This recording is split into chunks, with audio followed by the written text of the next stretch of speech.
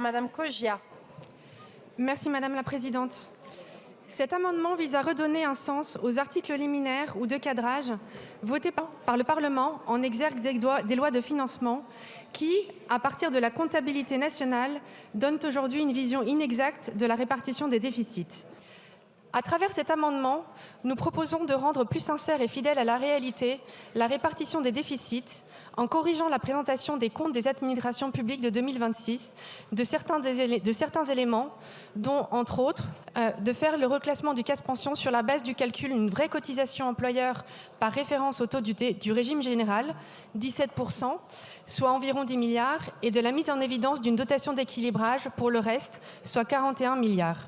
Et Madame la Ministre. Merci Madame la Présidente. Madame la députée, vous avez proposé un amendement qui est un excellent amendement.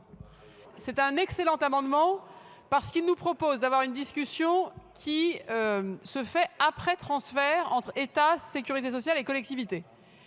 Mesdames et messieurs, l'article liminaire nous dit que le déficit de l'État, c'est 4,5% dans le projet que nous proposons, que les déficits des collectivités, c'est 0,3%, et qu'en revanche, la sécurité sociale sera en excédent de 0,2 points de PIB. Ça, c'est ce que nous voyons dans le tableau. Mais ça, c'est avant les transferts. Si nous faisions le même tableau après les transferts, eh bien, nous aurions une image totalement différente. Le déficit de l'État serait de 1,6% du PIB, le déficit des collectivités serait de 0,9%, et le déficit de la sécurité sociale serait de 2,2%. Ce qui veut dire que nous aurions une vision beaucoup plus honnête, d'une certaine manière, de là où nous avons le plus de dépenses qui ne sont pas financées. Mais il me semble que pour la compréhension des citoyens de ce qui se passe dans nos finances publiques, il serait très précieux que nous parlions ainsi.